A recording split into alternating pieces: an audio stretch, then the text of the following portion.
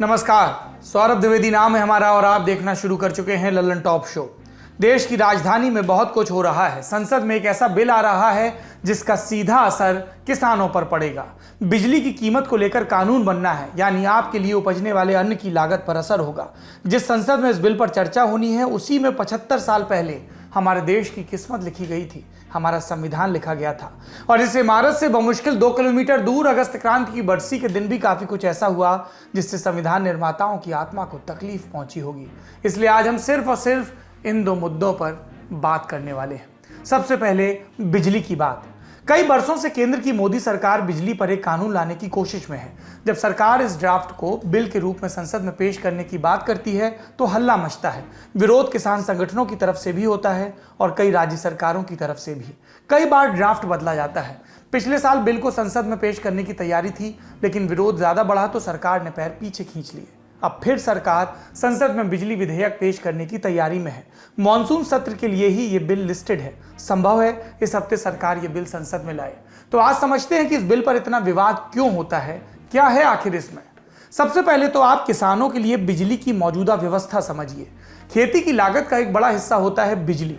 जुताई, बुआई या बीज का खर्चा एक सीजन में एक बार लगता है, लेकिन सिंचाई के लिए बिजली का खर्च किसान को हर महीने पूरे साल देना होता है अगर 3 सीजन की खेती है। अब ये खर्चा कितना होता है ये राज्यवार अलग अलग है। मसलन अगर कोई आंध्र प्रदेश का किसान है तो उसे सिंचाई की बिजली के लिए 1 रुपया नहीं देना पड़ेगा। आंध्र प्रदेश में किसानों को फ्री बिजली दी जाती है और इसके लिए करीब 7,000 करोड़ रुपए सब्सिडी सरकार खर्च करती है। आंध्र प्रदेश की तरह तमिलनाडु जैसे कुछ और राज्यों में किसानों के लिए बिजली फ्री है। फिर वो राज्य आते हैं जहां किसानों के लिए बिजली फ्री तो नहीं, लेकिन सरकार को सब्सिडी देती है। और इसमें भी 2 तरह के सिस्टम है। एक तरीका तो ये कि किसान के कुएं या पंप के लिए जो भी बिजली इस्तेमाल होती है उसका एक फिक्स चार्ज ले लिया जाए, यानी मीटर सिस्टम ना रखा जाए। जितने BHP या ब्रेक हार्स पावर का पंप हो उसके हिसाब से डिस्कॉम कंपनी एक फिक्स चार्ज का बिल किसान को भेज दे। जैसे उत्तर प्रदेश में 170 प्रति BHP पंप चार्ज किया जाता है। अगर 10 BHP का पंप है तो चार्ज हो जाएगा 1700 रुपये। हालांकि ये बिजली भी सब्सिडाइज होती है और इसमें किसान के हिस्से की सब्सिडी सीधे डिस्कॉम कंपनी को भेजी जाती है ताकि किसान को सस्ता चार्ज पड़े। दूसरा तरीका मीटर वाला है। इसमें किसान से बिजली का पैसा प्रति यूनिट के हिसाब से वसूला जाता है, लेकिन रिहायशी इलाकों के मुकाबले ये बिजली सस्ती होती है, यानी सब्सिडाइज रेट पर होती है। जैसे यूपी में करीब करीब 2 रुपये प्रति यूनिट ये बिजली पड़ती है।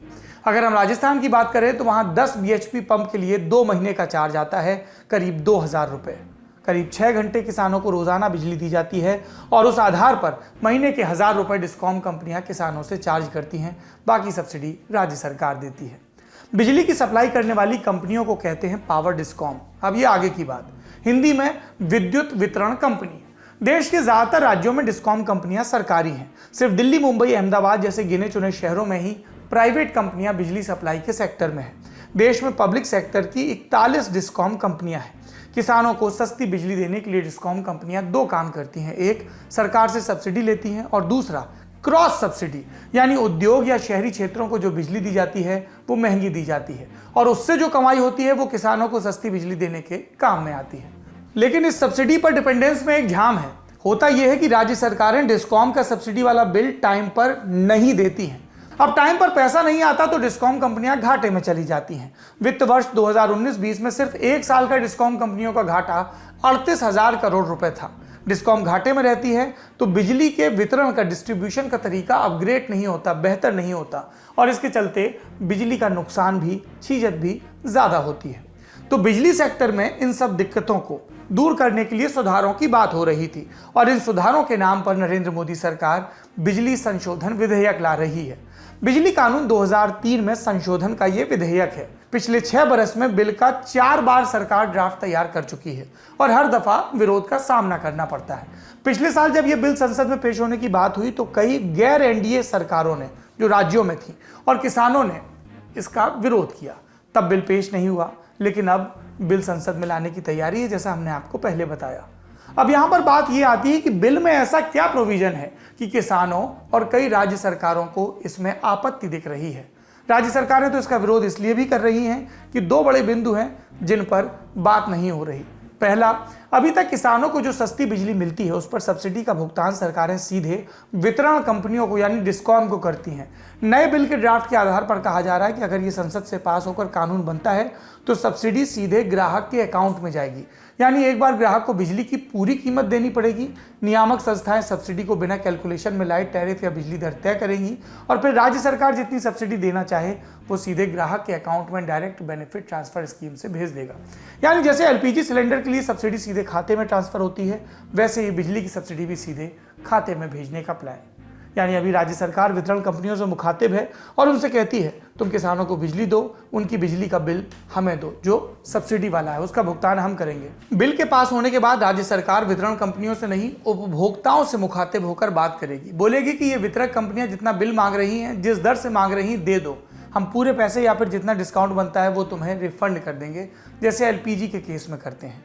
तो ऐसा नियम लाने के पीछे सरकार की मंशा क्या है और इसके नुकसान क्या हैं, हमने पब्लिक पॉलिसी पर रिसर्च करने वाले इंस्टीट्यूट पीआरएस के साकेत सूर्या से बात की। अब इस व्यवस्था के पीछे जो कुछ रीजनिंग है, जो कुछ कारक हैं, उनमें से एक ये है कि इससे बेहतर टारगेटिंग हो सकेगी सब्सिडी की, और जो लॉसफुल ट्रांसमिशन है जहाँ पे वितरण कंपनियां अपनी रेवेन्यू नहीं ला पाती हैं, उस तरह के लॉसेस को वो सब्सिडाइज ना करें और कंज्यूमर्स को जो बेहतर, सो बॉटम लाइन इज कि बेहतर टारगेटिंग आप कंज्यूमर्स के लिए सब्सिडी के डायरेक्ट बेनिफिट ट्रांसफर के माध्यम से कर सकते हैं।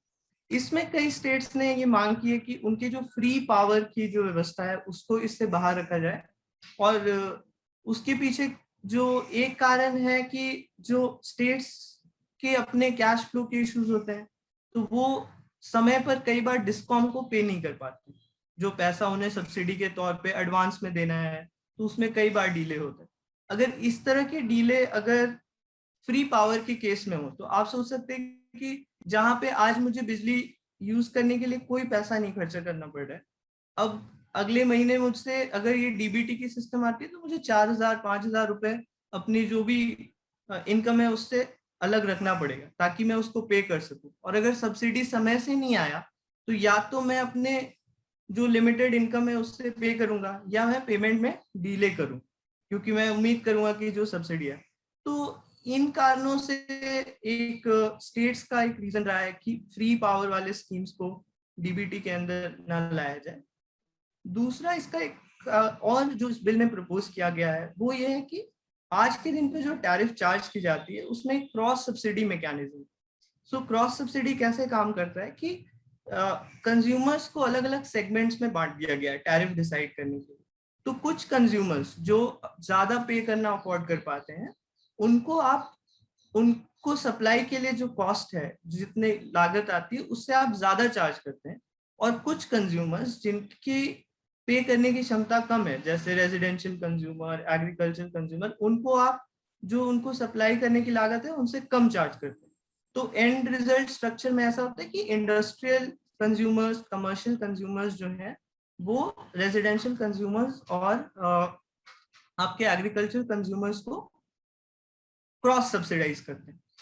इस व्यवस्था में अगर क्रॉस सब्सिडी का लेवल बहुत ज्यादा है तो इससे लार्जर इम्पैक्ट भी होता है कि जैसे इंडस्ट्रीज को अगर बहुत महंगी पड़ेगी बिजली, तो इलेक्ट्रिसिटी एक इम्पॉर्टेंट इनपुट है उनके प्रोडक्शन प्रोसेसेस के लिए, तो इसका उनके कॉम्पिटिटिवनेस आदि पे असर पड़ता है।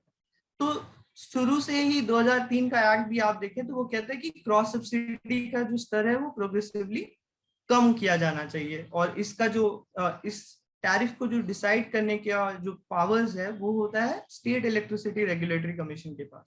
हालांकि अभी तक देखा गया कि जो पॉलिसीज में जिस तरह का गोल इन्विसाज किया गया था कि किस हद तक क्रॉस सब्सिडी कम होना चाहिए, उस हद तक क्रॉस सब्सिडी कम हो नहीं पाया।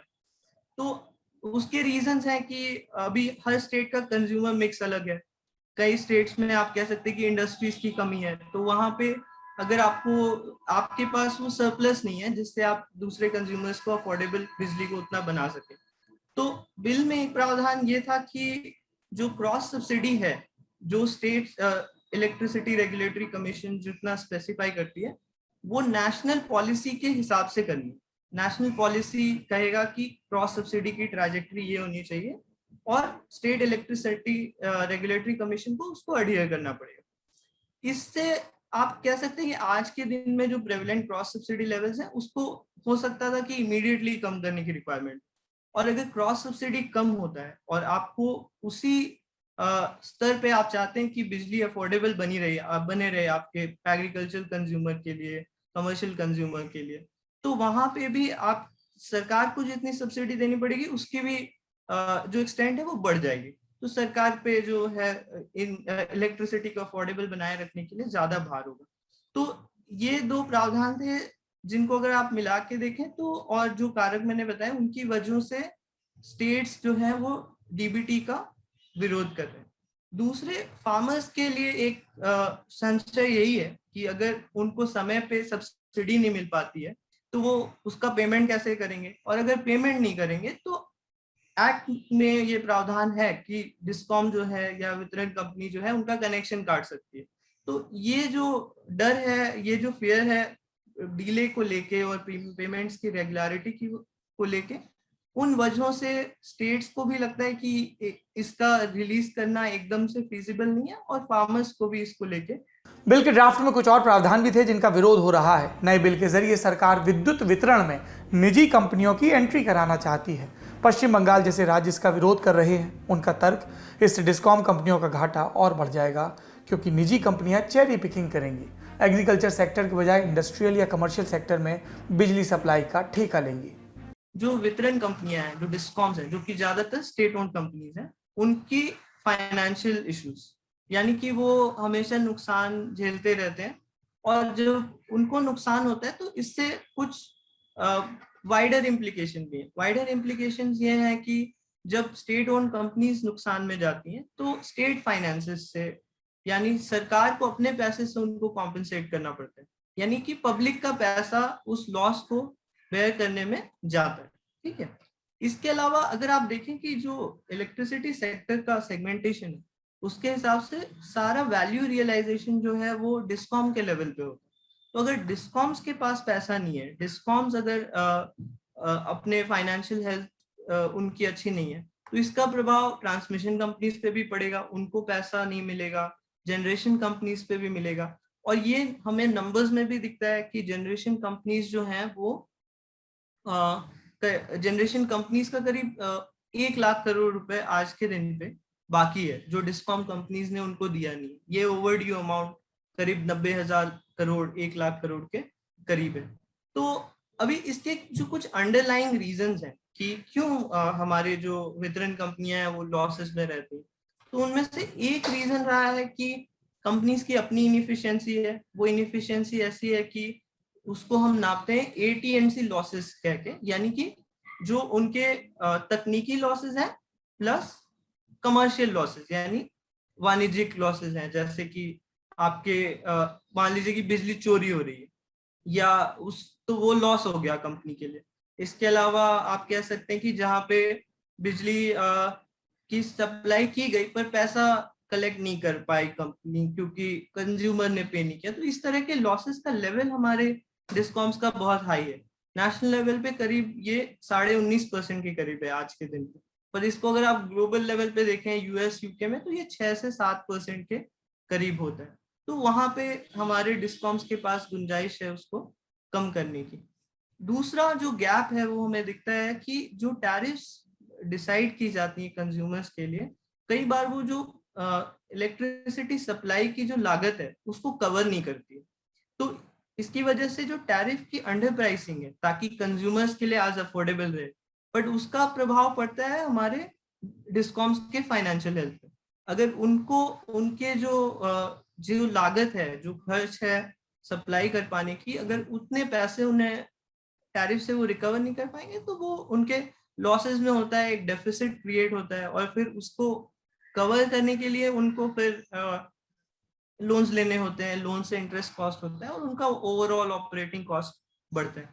तो एक बार फिर बिजली संशोधन विधेयक बिल पर झगड़ा शुरू हो गया है। देखना है सरकार इस वित्त सत्र में बिल लाती है या नहीं। अब अगली बड़ी खबर की तरफ बढ़ते हैं, उससे पहले एक भूल सुधार कर लें। कल के लल्लन टॉप शो में ओबीसी विधेयक के बारे में एक जानकारी दी गई थी कि बिल लोकसभा में पेश होने के बाद पास हो गया। हालांकि कल पास नहीं हुआ था। आज बिल पर लोकसभा में चर्चा हुई है, तो ये कल के शो का सुधार था। इस गलती के लिए हम माफी चाहते हैं। अब दूसरी बड़ी खबर, भारत ने आज़ादी के लिए 200 साल से ज़्यादा संघर्ष किया, कई पीढ़ियों ने, तब जाकर अंग्रेज शासन को यहाँ से खदेड़ा जा सका। इस संघर्ष में कई बड़े पड़ाव आए। 1857 की क्रांति, 1920 का असहयोग आंदोलन, 1930 का नमक सत्याग्रह। इसके अलावा क्रांतिकारी भी थे जो लगातार बरतानिया हुकूमत को चुनौती दे रहे थे। इन्हीं की तरह आज़ादी के आंदोलन का एक और महत्वपूर्ण किस्सा लिखा गया था 8 अगस्त 1942 को। बंबई में खड़े होकर एक 73 साल के बूढ़े ने पीढ़ियों से गुलामी में सड़ रही आबादी को ललकार कर कहा था, करो या मरो। महात्मा गांधी ने जब ये कहा कि अंग्रेजों को भारत से वापस जाना ही होगा, तब आज की तरह टीवी नहीं था, लाइव ब्रेकिंग नहीं चली थी, न ही आज की तरह सोशल मीडिया था कि पल भर में बात लाखों करोड़ों तक पहुंच जाए। बावजूद इसके अंग्रेज सरकार ऐसे खौफ में आई कि घंटों के अंदर देश भर में छापे पड़ने लगे। कांग्रेस की लगभग पूरी लीडरशिप को जेल में ठूस दिया गया। राजेंद्र बाबू की तबीयत खराब थी, बावजूद इसके उन्हें गिरफ्तार किया गया। पटना में उनकी बहन को मोर्चा संभालने के लिए आगे आना पड़ा, और यही जज्बा था कि भारत छोड़ो आंदोलन ने एक बार फिर से क्रांति के पहिए को रफ्तार दी कि वो आज़ादी मिलने तक चलता ही रहा। तो ये महत्व है 8 अगस्त की तारीख का। 8 अगस्त 1942 के नतीजे में ही देश बना और बनी उस देश की राजधानी नई दिल्ली। और इसी नई दिल्ली में अगस्त क्रांति के ऐलान के ठीक 89 साल बाद जो हुआ, उसके लिए शब्द खोजते हुए हमारी बुद्धि जवाब दे रही है। मॉनसून सत्र के दौरान एक तख्ती लेकर भी जिस लुटियन जोन में जाना किसी के लिए मुमकिन नहीं, दिल्ली की सीमा पर 8 महीने से आंदोलनरत किसान जहां लाख शर्तों के बाद पहुंच पाए, वहां एक भीड़ इकट्ठा होती है, खुलकर मुस्लिम विरोधी नारे लगाती है, उनके खिलाफ हिंसा का आह्वान करती है, वीडियो वायरल होते हैं, लेकिन वीडियो में कहीं नजर नहीं आता कि पुलिस ने भीड़ पर कार्रवाई की हो। फरवरी 2020 में जो कत्लेआम उत्तर पूर्वी दिल्ली में हुआ, उससे चिंतित लोग सोशल मीडिया पर चीख पुकार मचाते हैं। केंद्रीय गृह मंत्री अमित शाह, दिल्ली के मुख्यमंत्री अरविंद केजरीवाल, दिल्ली पुलिस और फोर्ट्स के कमिश्नर राकेश अस्थाना को टैग करते हैं, पर कुछ होता नहीं। हंगामा अगले दिन तक सोशल मीडिया पर चलता है। 9 अगस्त के अखबारों में खबर छप जाती है कि इस कार्यक्रम के लिए पुलिस की अनुमति भी नहीं थी। कोविड गाइडलाइंस का उल्लंघन तो साफ दिख ही रहा था, लेकिन दिल्ली पुलिस ने तब तक कुछ नहीं किया जब तक ट्विटर पर बुरी तरह छींचा लेदर नहीं हो गई। 9 अगस्त की शाम को जाकर दिल्ली पुलिस की तरफ से कहा जाता है कि मामले से संबंधित लोगों को गिरफ्तार किया जाएगा। अमूमन इस तरह की घटनाओं को एक कथित फ्रिंज की हरकत बताकर हाशिए के कुछ लोग जो अटेंशन ग्रैब करना चाहते हैं, ये बताकर खारिज कर दिया जाता है। कहा जाता है कि इस बारे में बात करेंगे तो उग्रवादी और कट्टरपंथी मानसिकता के इन गुंडों को जो प्रचार चाहिए वो इन्हें मिल जाएगा। लेकिन आज हम आपको यही बताना चाहते हैं कि जंतर मंतर की घटना पर बात क्यों होनी चाहिए। पहला सवाल, इस रैली के पीछे कौन था? ये रैली बुलाई थी सुप्रीम कोर्ट में वकील और भारतीय जनता पार्टी की दिल्ली इकाई के प्रवक्ता रह चुके अश्विनी उपाध्याय ने। अश्विनी ने पिछले महीने सुप्रीम कोर्ट में एक भारतीय दंड संहिता आईपीसी के खिलाफ जनहित याचिका भी लगाई थी। वो एक नई दंड संहिता बनाने हेतु एक पैनल का गठन चाहते हैं। उनके आह्वान पर जंतर मंतर में जो कार्यक्रम हुआ वो हुआ भारत जोड़ो आंदोलन के तहत। इस दौरान वहां जो भीड़ जुटी उसमें बड़ी संख्या में युवा थे, कुछ एक जगहों पर बच्चे भी दिखे। कार्यक्रम में 5 मांगें रखी गईं: समान शिक्षा, जनसंख्या नियंत्रण, घुसपैठ नियंत्रण, धर्मांतरण नियंत्रण और समान नागरिक संहिता। आयोजकों ने जो बातें प्रेस से कही उससे आपको अंदाजा लग जाएगा कि ये बात जा कहां रही है। हमारा दोष केवल इतना है, हम एक जो भारत छोड़ो दिवस है, भारत छोड़ो की जो वर्षगांठ थी, भारत छोड़ो 8 अगस्त का उतना ही महत्व है जितना कि 15 अगस्त का महत्व है। हम वहां केवल ये कहने गए थे, अंग्रेज चले गए, अंग्रेजी कानून चल रहे हैं, अंग्रेजी कानूनों भारत छोड़ो और भारत में संविधान को 100% लागू करो। लेकिन इस रैली के दौरान जो हुआ वो पूरा भारत सोशल मीडिया पर देख चुका है। कुछ नारों पर ध्यान दीजिए।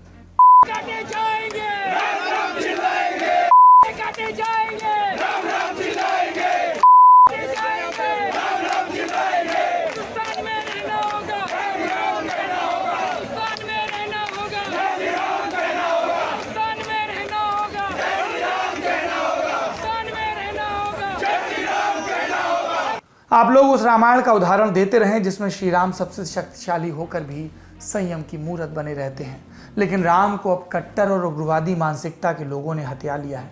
किसी को मारा जाएगा तो नारा लगेगा, किसी को भारत में रहना होगा तो नारा लगेगा। हिंदू विष्णु के वराह अवतार में मानते हैं जिन्होंने पृथ्वी को अपने दांतों पर उठाकर रखा। बावजूद इसके खुद को कट्टर हिंदू कहने वाले सुअर काटने और जय श्री राम का नारा लगाने की बात कर रहे हैं। बैनर पर भारत जोड़ो लिखा है, लेकिन नारा लग रहा है देश के दो सबसे बड़े समुदायों को आपस में तोड़ने का, ये कहने का कि ये आपस में व्यापार भी ना करें। न्यूज लॉन्ड्री पर 9 अगस्त के रोज छपी शिवांगी सक्सेना की रिपोर्ट बताती है कि इस कार्यक्रम के लिए लखनऊ तक से लोग दिल्ली आए। ये नारा लगा रहे थे, जो भारत मुर्दाबाद कहे उसके सीने में गोली हो। ये लोग जनसंख्या जिहाद की बात कर रहे थे। भीड़ ने वहां मौजूद एक पत्रकार को भी घेर लिया और उन पर जबरन जय श्री राम का नारा लगाने का दबाव बनाया। नहीं जम रही तेरे मुंह में फिर जय श्री राम बोल दे। या तो इससे बाहर जाओ देश से, नहीं तो रहना होगा तो बोलना पड़ेगा। यहाँ पे रहना होगा तो बोलना पड़ेगा। बोल दे के बाद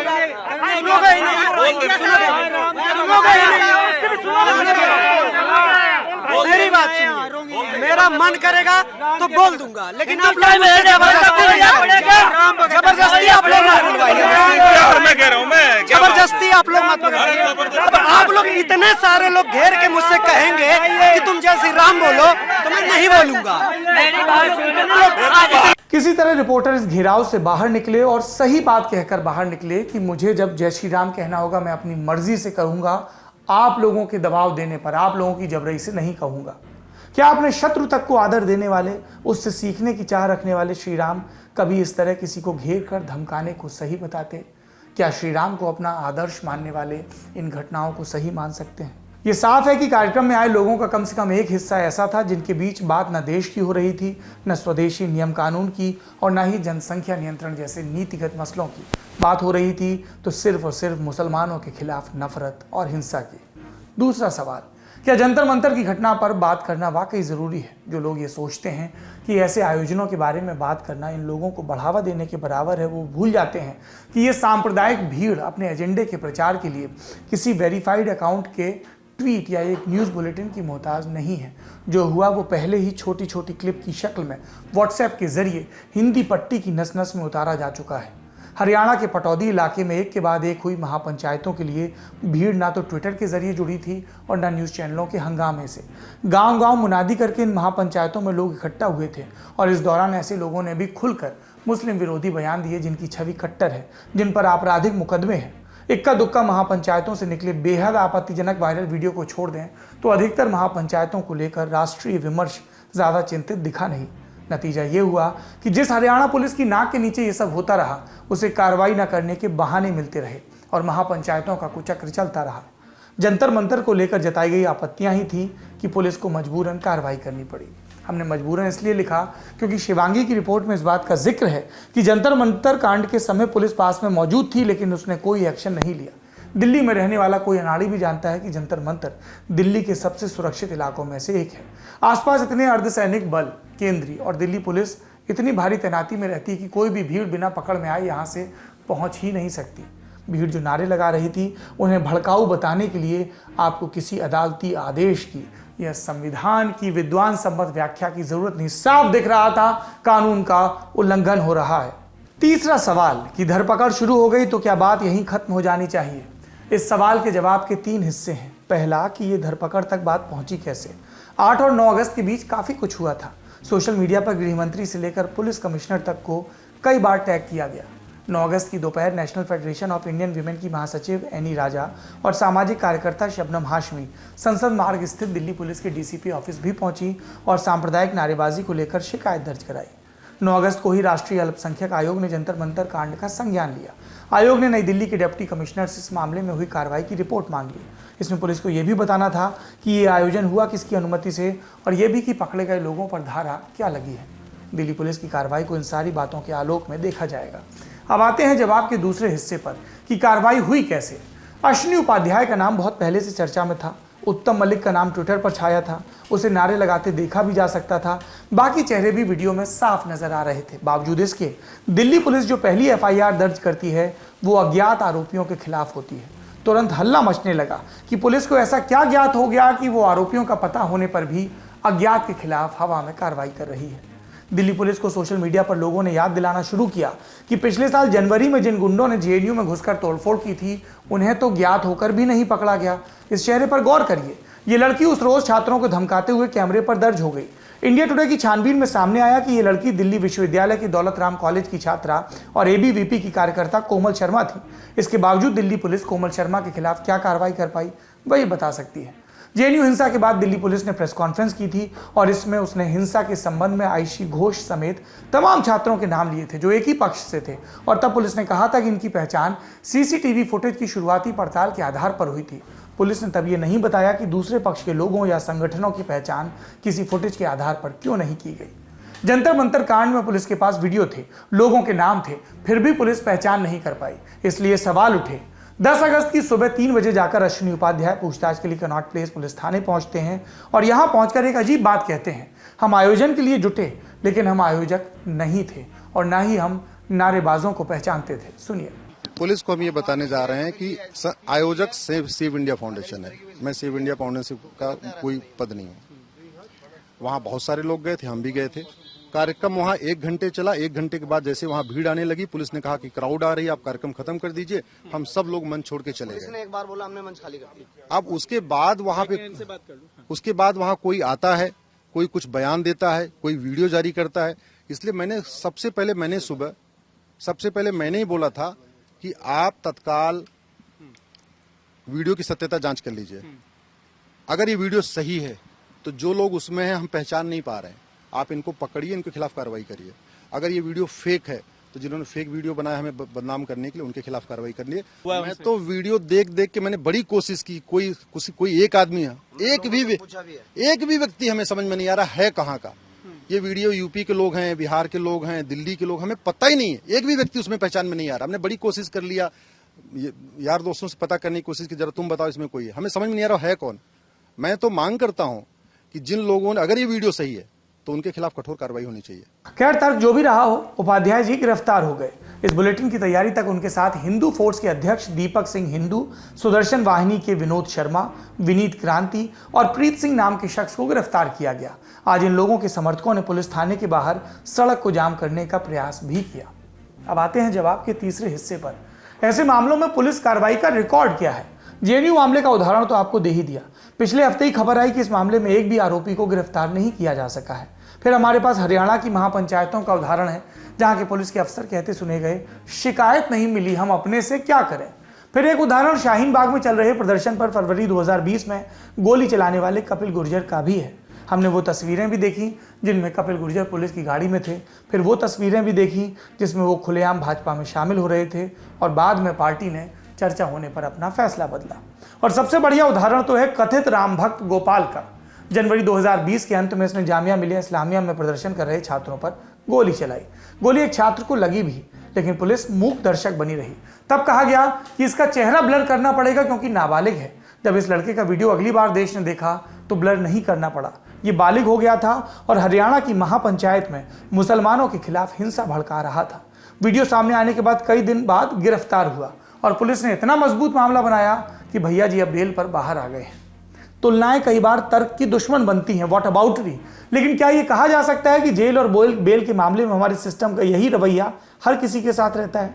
जो पुलिस 8 अगस्त की नारेबाजी नहीं रोक पाई, वो आज बहुत तत्परता से जंतर मंतर पर मौजूद रही, जब नफरती नारेबाजी के विरोध में एक कार्यक्रम हुआ और 1 दर्जन से ऊपर लोगों को हिरासत में लेकर छोड़ दिया गया। इस पूरे घटनाक्रम में एक और पात्र है जो चर्चा में आ गया है, डासना देवी मंदिर के महंत नरसिंहानंद सरस्वती। इस मंदिर के बाहर एक बोर्ड लगा था कि इसमें मुसलमानों का प्रवेश वर्जित है। इसका नाम पहली बार मार्च 2021 में हमने जाना, जब एक बच्चे ने मंदिर में पानी पीने के चलते मार खाई, और कसूर ये कि वो मुसलमान था। और तब नरसिंहानंद सरस्वती ने आरोपी पक्ष का बचाव किया।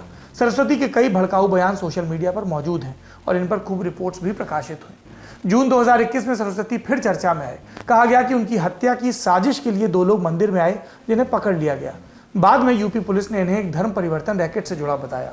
आज यानी 10 अगस्त को फिर डासना देवी मंदिर चर्चा में आया, जब खबर आई कि मंदिर में स्वामी नरेशानंद सरस्वती पर जानलेवा हमला हुआ। नरेशानंद सरस्वती पर चाकुओं से कई प्रहार हुए, जिसमें वो गंभीर रूप से घायल हो गए और फिलहाल इलाज के लिए निजी अस्पताल में भर्ती हैं। इस पूरे मामले पर सरकार का रुख, एजेंसियां अपना काम कर रही हैं, इस तरह के बयान दिए जाते हैं, लेकिन सरकार का अपना रिकॉर्ड भी खास उम्मीद नहीं जगाता। देश के गद्दारों को गोली मारने का नारा लगवाकर एक राज्य मंत्री प्रमोशन पा लेते हैं। विवादित बयान देने वाले शख्स सूचना प्रसारण मंत्री बन जाते हैं। आतंकवाद से संबंधित एक गंभीर मामले में आरोपी शख्स सांसद की गद्दी से शहीद पुलिस अफसरों पर सवाल उठाता है, कभी राष्ट्रपिता के हत्यारे को महान बताता है। लेकिन इन सारी घटनाओं का संज्ञान सत्ता का शीर्ष लेता नहीं और यहीं से कथित फ्रिंज में जंतर मंतर कांड जैसी हरकतें करने की हिम्मत आती है। धार्मिक कट्टरता कोई भी करे, चाहे नाम अकबरुद्दीन ओवैसी हो या फिर उत्तम मलिक, इस देश में जो नफरत की बात करेगा उसे स्वीकार्यता नहीं दी जा सकती, न खुले समर्थन से न पिछले दरवाजे से जहां तंत्रहीन लोगों की मदद करने लग जाता है। नफरत के इस खेल में हम चीते की सवारी कर रहे हैं, कभी भी अनहोनी घट सकती है। समय रहते समाज और सरकार दोनों को चेतना होगा। हमें बड़ी खुशी होगी कि अगर हम गलत साबित हों और सरकार ठोस कार्रवाई करे नफरत फैलाने वालों के खिलाफ और एक नजीर, एक उदाहरण पूरे देश के सामने बने।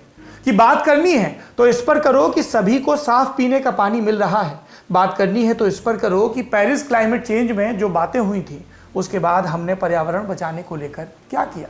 बात करनी है तो इस पर करो कि इस पैंडेमिक के दौर में जो डिजिटल डिवाइड बढ़ गया, जो गरीबों के बच्चे स्कूलों और पढ़ाई से इतने दूर हो गए, उसके लिए हमें क्या करना होगा। बात करनी है तो इस पर करो कि फिर से कोई महामारी आए तो क्या हमारा अस्पताल का तंत्र और खास तौर पर गरीब जिस दरवाजे पर जाते हैं उस सरकारी अस्पताल का तंत्र पर्याप्त तैयार है इस तरह की आपदाओं के लिए। बात करनी है तो इस पर करो कि जब हम दो तरफ दो घोषित अघोषित दुश्मनों से घिरे हैं, पाकिस्तान से और चीन से, तो क्या हमारा रक्षा तंत्र पूरी तरह मजबूत है। बात करनी है तो इस पर करो कि क्या हमारे घर में, हमारे देश में कुपोषण की रफ्तार कम हो गई है। बात करनी है तो इस पर करो कि क्या हमारे देश में लड़कियों के खिलाफ यौन हिंसा के मामले कम हो गए हैं। क्या हम दफ्तरों में, घर में, सड़कों में, बाजार में उनको सुरक्षित माहौल दे पा रहे हैं। बात करनी है तो इस पर करो कि इस देश की हर नस्ल, इस देश का हर मजहब इस देश को आगे बढ़ाने के लिए क्या कर सकता है, क्या करेगा। और इस सब में एक दूसरे पर उंगली उठाना कतई शामिल नहीं हो सकता। देश में गद्दार होंगे तो उनकी पहचान देश की न्याय प्रक्रिया करेगी, उनको सजा देगी। कोई भीड़ किसी पर उंगली उठाकर सिर्फ इसलिए कुछ भी बकवास, कुछ भी आतंक की बात नहीं कर सकती क्योंकि वो बहुसंख्यक है या अल्पसंख्यक है। आप लोगों को डर का कारोबार बार बार दिखाया जाता है, आपको बताया जाता है कि आप खतरे में हैं, ताकि आप इस तरह की हिंसा की तरफ या तो आंख मूंद लें या उस व्हाट्सएप फॉरवर्ड को और फॉरवर्ड करके थोड़ी सी आग को ईंधन देने की अपने कर्तव्यों की पूर्ति करें। लेकिन याद रखिए, इंसान ने हजारों वर्षों में आग को बरतना सीखा है। जो आग रोटी पकाती है वो घर भी जलाती है। तय हमें करना है कि हमें आग को कैसे बरतना है। आज के लल्लन टॉप शो में इतना ही। अपना और अपनों का ख्याल रखिए। शुभ रात्रि।